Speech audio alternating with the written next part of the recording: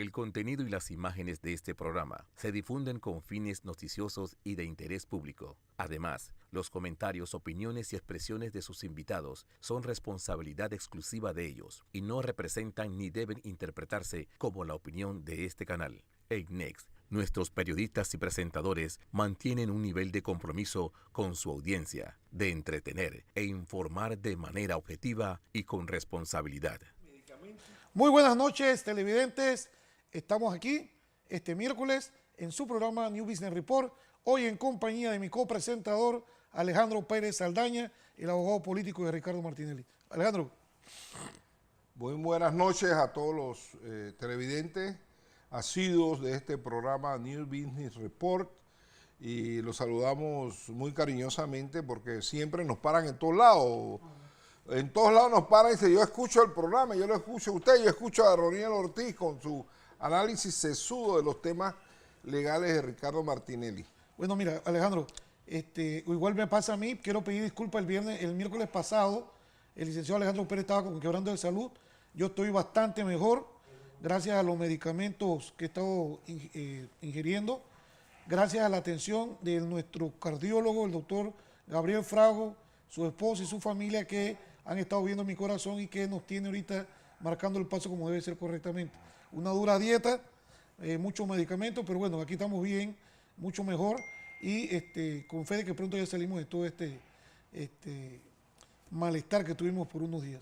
Bueno, Roniel, el 4 de abril se inició la campaña electoral dentro del partido Realizando Metas de cara a las primarias para elegir al candidato presidencial para el año 2024. Fueron 4 personas que se postularon y, por supuesto, nosotros respaldamos abrumadoramente a Ricardo Martinelli para que sea el candidato presidencial de nuestro partido RM. Ya empezó la campaña, ya empezaron los encuentros con dirigentes, va a haber, hay una estructura de giras por todo el interior de la República. Martinelli va a ir a todos los rincones del país a buscar sus votos para las primarias del partido Realizando Metas. Mucha gente dice, bueno, nadie le va a ganar. Bueno, nadie le va a ganar, pero eso no significa que no vaya a buscar sus votos.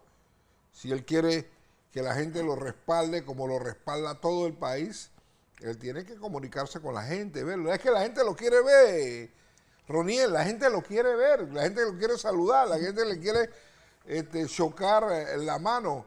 Y bueno, él está bien preparado para esta gira. Mira, a mí eso que estás diciendo es cierto. Yo a donde he ido, a hospitales, en farmacias y demás, en este quebranto que tuve de salud, se me acerca muchísima gente.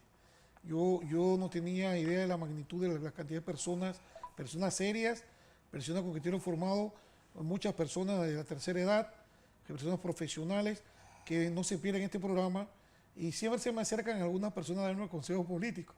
A mí me da risa y yo los escucho a todos, porque soy una persona educada, pero yo le digo que se equivocan de abogado, que el abogado que sabe de política eres tú. Pero siempre las personas me quieren decir, dígale esto al presidente, dígale que voy a votar por él, yo quiero, hasta la gente de otros partidos me dice, dígale al presidente que cuando llegue el momento yo me voy a cambiar de partido porque quiero votar por él. Entonces eso es lo que Panamá necesita, seguir apoyando a Ricardo Martinelli, vamos a ganar en las primarias, vamos a hacer que Ricardo Martinelli sea el candidato presidencial de Realizando Metas y el próximo presidente de la República de Panamá. Alejandro, explícale al público quiénes son las otras personas que están compitiendo con Ricardo, y cómo es la temática, qué tiempo demora esta campaña. 2 meses nada más demora la campaña, las elecciones primarias, el 5 de julio creo, serán las elecciones primarias, además de Francisco Ameglio, de Pepe Campos y de David Oshi. Está Ricardo Martinelli compitiendo. Yo creo que va a ser una actividad muy de mucho apoyo, de mucho respaldo, porque la gente cree en Ricardo Martinelli, no por lo que dice, por lo que hizo. Ellos saben que él tiene la capacidad para hacer. Y los otros no tienen la capacidad, desafortunadamente. Él sí la tiene. Cuando nosotros hacemos encuestas en el partido, Roniel, Sí. Una de las preguntas que hacen es quién tiene la capacidad como presidente de todos los candidatos para resolver los problemas del país.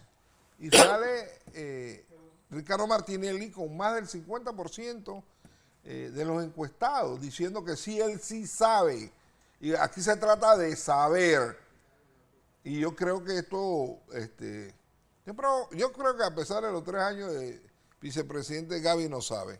Yo creo que Rómulo Rux menos sabe. Ya Yanivel Ábrego lo tiene enredado a estas alturas. ¿Cuándo fueron las elecciones? Y hace más de un mes, ¿verdad? Hace un mes y todavía no sabemos quién ganó.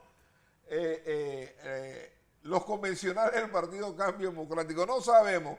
Sabemos que la Secretaría de la Juventud la ganó un muchacho del grupo de Yanivel Derek, creo que se llama. Boca del Toro, creo que es. Y la Secretaría de la Mujer lo ganó una diputada del ala de Rómulo Rux.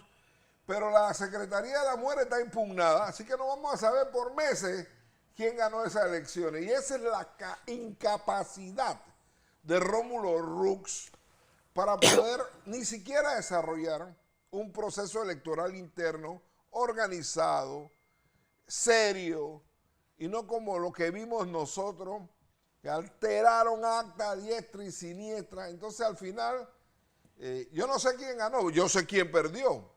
Perdió él, porque él no tiene la fuerza política que decía que tenía antes que se produjeran estas elecciones. Y lo peor es que todavía no sabemos los resultados. Ahora dicen que van a elecciones primarias dentro del Cambio Democrático para ver quién va a ser el candidato presidencial de ese partido. Y bueno, están compitiendo Rómulo contra Yanivel o Yanivel contra Rómulo. Okay. Pero ¿eso qué significa? Eso significa que Rómulo en su partido es la mitad de lo que él dice que era. Técnicamente, Alejandro, ¿para cuándo cada partido debe tener ya su candidato? Bueno, lo que pasa es que cada partido tiene... Por ahí tengo yo un listado de elecciones primarias. Pero bueno, nosotros tenemos que tener toda la nómina de postulaciones lista para el 30 de octubre de este año. Ya con eso, esos son los que van a ir para presidente, alcalde, diputado y representante de corregimiento. Nosotros vamos a saber en el partido, realizando metas, en julio, quién es el candidato presidencial del partido realizando metas para las elecciones del 2024. ¿Qué te iba a decir? Mira, hay un tema muy importante porque sale nuevamente a la palestra la juez Valoisa Martínez. En esta ocasión yo les quiero explicar al público nuestro qué es un proceso penal. Un proceso penal es un proceso que se inicia por una noticia crímenes. Puede ser a través de una denuncia, a través de una querella. ¿Qué es una denuncia? Cualquier persona va y dice, yo creo que se cometió un delito, que se investigue tal cosa. Y tiene el deber el Estado, a través del Ministerio Público, que es el que lleva a cabo el ejercicio de la acción penal, iniciar este evento, ¿no? Que se le llaman carpetillas. Antes se llamaban expedientes. De igual forma puede iniciar a través de una querella, que es una persona que legítimamente se es víctima de un delito y tiene la capacidad como afectado de poder presentar una querella en debida forma como la ley lo establece, porque eso tiene algunos requisitos. Entonces, ¿qué resulta ser? Cuando eso inicia, todo esto lleva un conjunto de reglas establecidas en códigos, constituciones, tratados y convenios internacionales. ¿Qué resulta ser? Que en el caso de Ricardo Martinelli, en el famoso caso Nubine, que me voy a fijar, que es el objetivo de este programa, en ese caso en particular, fue un caso que existía mucho tiempo antes de que Ricardo Martinelli hubiese sido extraditado a la República de Panamá. Por ende, en base a lo que se denomina el principio de especialidad, Ricardo Martinelli, que le fue concedido en ese juicio de extradición en los Estados Unidos, por lo cual se peleó casi un año en los tribunales de los Estados Unidos, se le concede a él el principio de especialidad. Este principio entra a regir una vez Ricardo pisa en la República de Panamá el 11 de junio del 2018 y se activa. ¿Qué significa la activación del principio de especialidad? Que todos los procesos que existían no podían seguir, tenían que ser cerrados en base al principio de especialidad. Y no se podían abrir nuevos procesos a menos que él cometiese algún tipo de delito. Si Ricardo Martinelli una vez en Panamá, al día siguiente coge un puñal y le corta el cuello a un detenido de los que estaban con él en el centro Renacer, le podían abrir ese proceso. Pero procesos por abrir no se podía. Sin embargo, la ex procuradora Kenia Porcel permitió que sus fiscales abrieran alrededor de 5 a 6 procesos en contra de Ricardo Martinelli, y la misma Corte Suprema de Justicia, a sabiendas de que Ricardo Martinelli tenía principio de especialidad y que los abogados de Ricardo Martinelli en ese momento presentaron solicitudes de que se aplicara el principio de especialidad, ninguno lo hizo. Entonces, ¿qué resulta ser? El caso New Business, el caso Odebrecht, eran casos que existían antes de la extradición. Por ende, Ricardo Martinelli no podía ser traído a esos procesos porque era una violación flagrante a los tratados y convenios con relación a ese tema. ¿Qué resulta ser?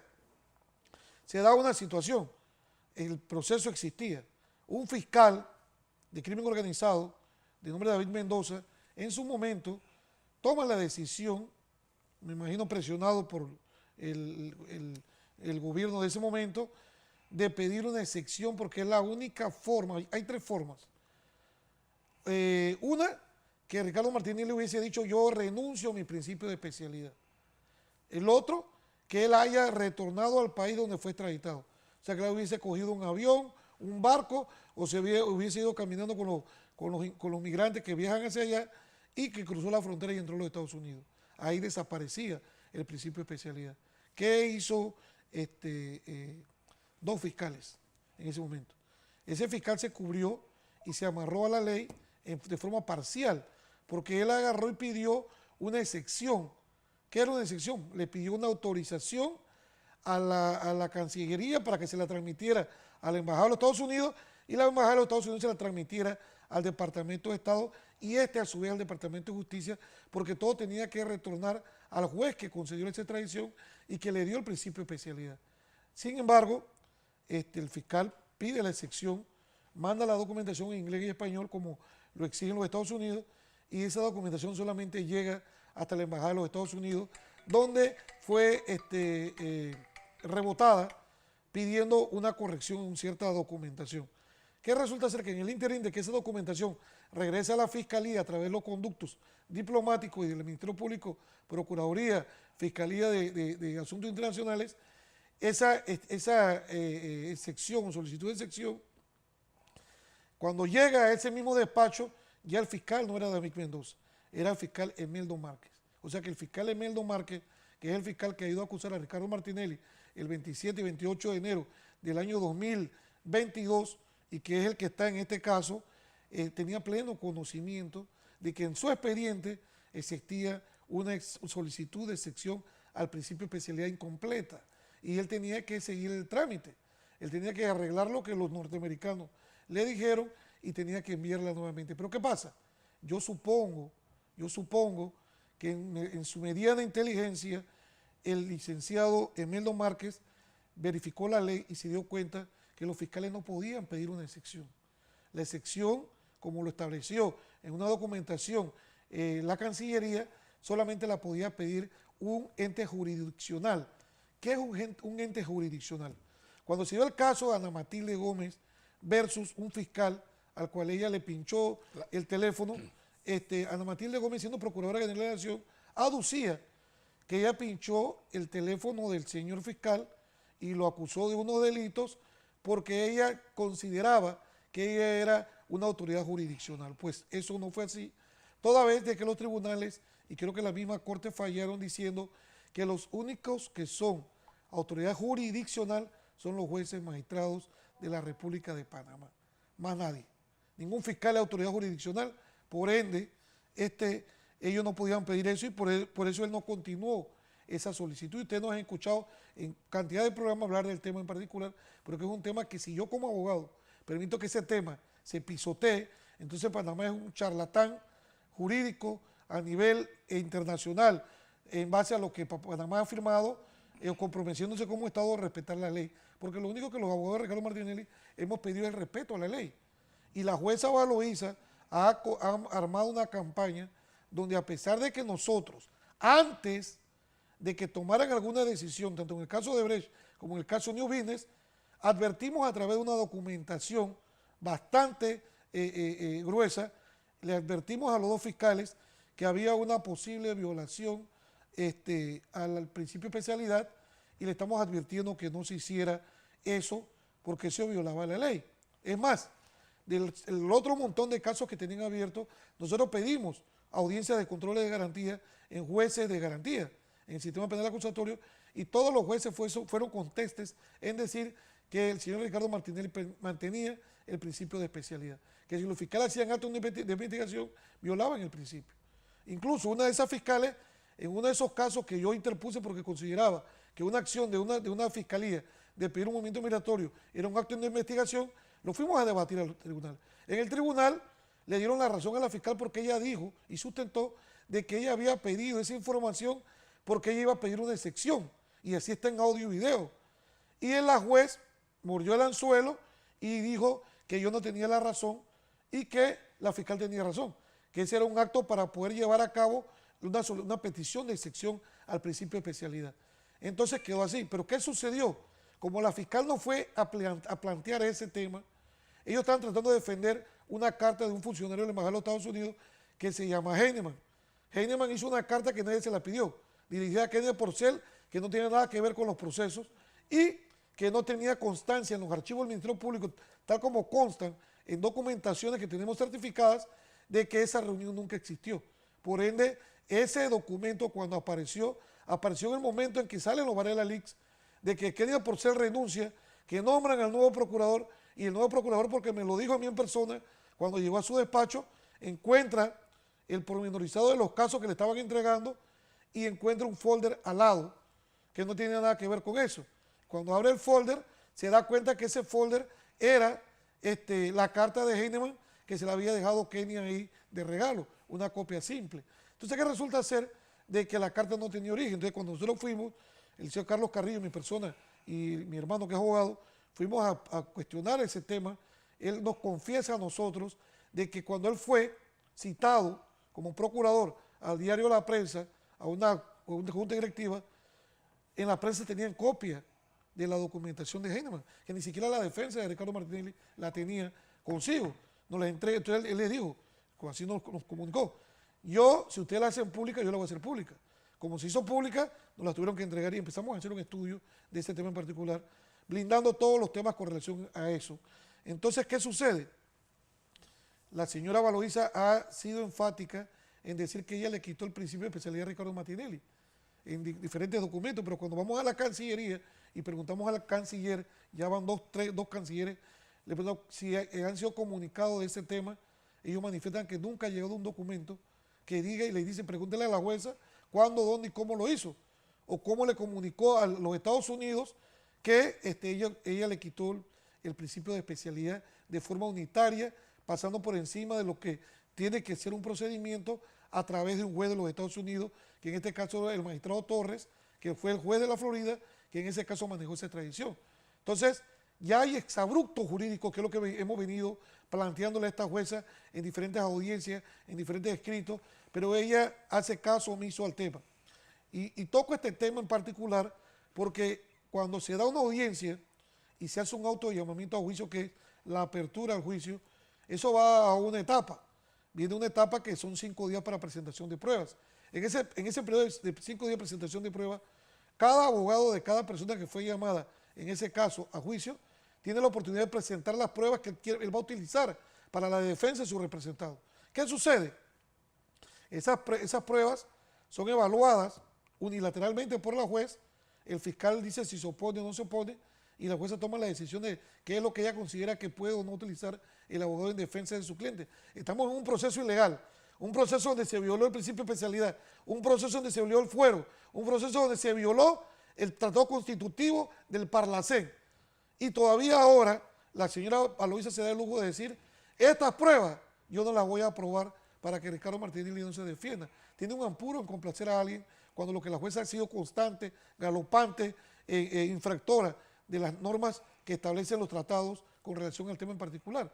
Entonces, esto trae como colación, ¿por qué? Se lo digo, porque en el sistema penal acusatorio, que es la nueva sistema de justicia, que fue mejorando la justicia, que ese mejoramiento de justicia fue dañada con el caso pinchazo de Ricardo Martinelli, toda vez de que Ricardo Martinelli es el único no imputado desde el año 2008, que se creó la ley 63 del 2008, el sistema penal acusatorio, que ha sido llevado a un proceso. No solamente eso, fue llevado a proceso por 4 delitos, 2 de los cuales ni siquiera se le podían imputar porque los hechos databan de cuando él era presidente de la República.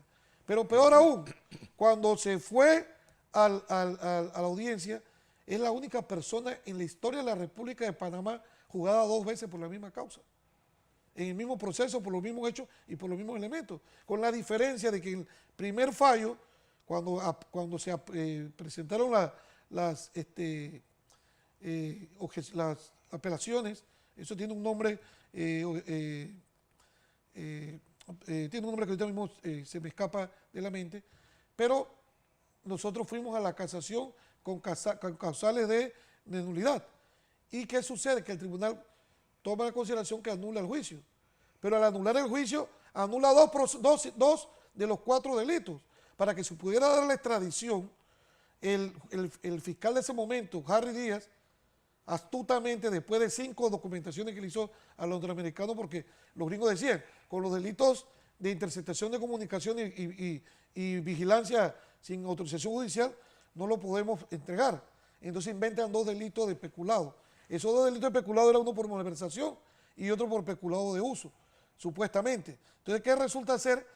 El Tribunal Superior de Apelaciones eliminó los dos delitos de peculado y se lleva a Ricardo a un segundo juicio por 2 delitos por los cuales ni siquiera podía ser juzgado. Pero aquí todo el mundo aplaudió esa violación a la ley y es lo que estamos ahora nosotros preparando. Ya preparamos las apelaciones, pero hacemos un llamado a los magistrados de los tribunales superiores que no se permita más este tipo de violaciones por una juez. Yo he estado en audiencia del sistema penal acusatorio donde los jueces de garantía han sido enfáticos en decirle al Ministerio Público, yo sé que usted no instruyó este proceso, pero no por eso puedo obviar decirle que usted ha violado la ley. Eso no lo voy a permitir en un proceso como este. Y eso es lo que debe prevalecer en el caso de Ricardo Martinelli, no lo que quiera o lo que se ha comprometido la presidenta de la Corte Suprema de Justicia con esta jueza que se ha prestado para hacer cualquier tipo de locuras en este proceso. Ha hecho fracturas, se ha llevado a cabo diligencias violando el fuero, violó el fuero. Las presiones políticas fueron tanto de que hicieron que el Tribunal Electoral, a través de una inconstitucionalidad que demoran años, siglos en resolverse, la resolvieron en tiempo récord con escritos del Ministerio Público hechos con anticipación. Entonces aquí sí hay una agenda política y yo una vez en este programa di una opinión que me costó. Y me costó porque se fueron a quejar con el presidente Martinelli, con el candidato nuestro, y le dijeron, Ronnie, él se metió con Gaby. Y fue que en aquel momento 2 personas, políticos de ese partido, me dijeron a mí en unas reuniones que Gaby había dicho que él se iba a encargar que Ricardo Martinelli no corriera. Y hoy día, cuando vi ayer una promulgación de su candidatura, se concretizó lo que yo dije.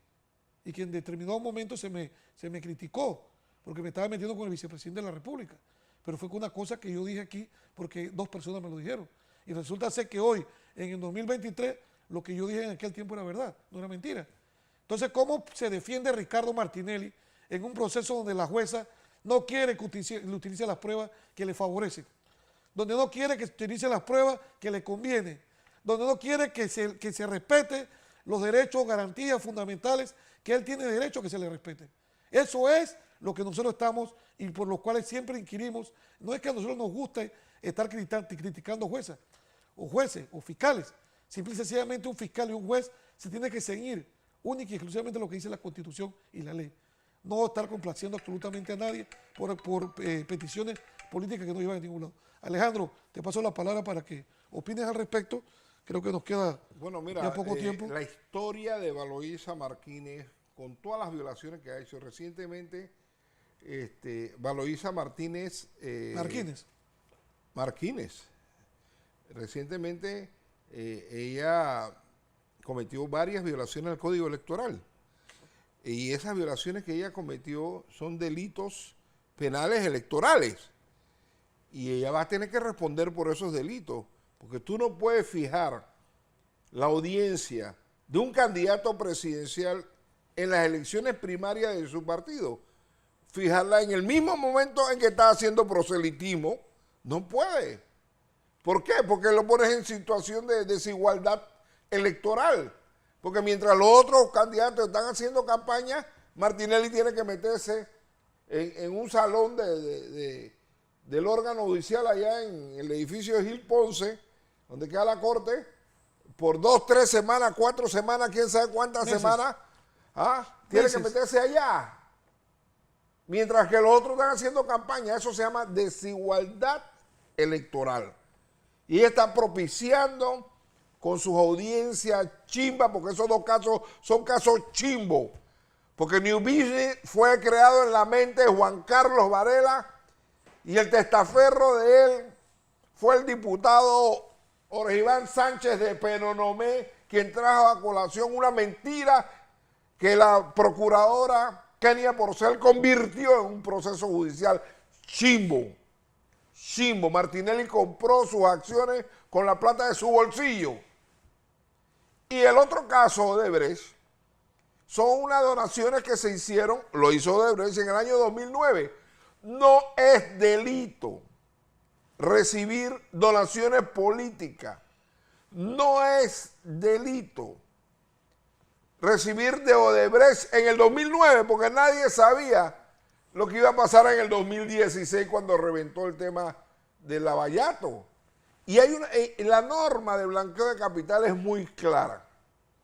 La norma dice que la persona tiene que prevenir razonablemente que el dinero tiene un origen ilícito, y eso no ha sido probado siquiera en el expediente. Sencillamente, Martinelli era candidato presidencial en el 2009 y él recibió una donación política, que es un derecho, es parte de la dinámica de elegir y ser elegido, es parte de la dinámica del sufragio y la independencia y libertad de este sufragio, de ser candidato, de correr, de ganar primaria, después postularse a las elecciones en mayo del 2024. Pero todos estos dos procesos chimbos que lo inventaron porque no pudieron joder a Martinelli con el tema de pinchazos, lo llevaron a 2 juicios, ganó los 2 juicios,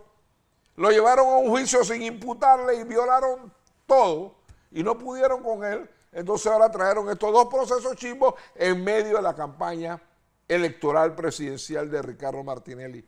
Eso son delitos electorales.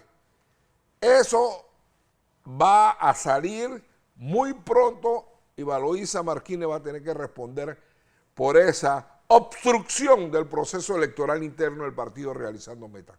Alejandro, saludos. A doña Marta Martinelli y a Celidet Fernández, que me dijo que nunca la saludaba, a mi amiga Cecilia de Catlin y a Mirtia Borisov, Maybe Ríos, Ruth Rodríguez, D'Angelo Williams, Librado Bonilla y la doctora Anicia Torres, que ayer me acompañaron. Tuvimos un conversatorio con los facilitadores del Pacto de Bicentenario. Muy bueno. La doctora Paulina Francesi, que es la coordinadora, Oscar Vallarino, que es el experto en agua. Ahí estaba el economista Quevedo, que hizo un análisis económico muy bueno, y el doctor Prosperi, que habló sobre salud y las tareas que hay que realizar en salud.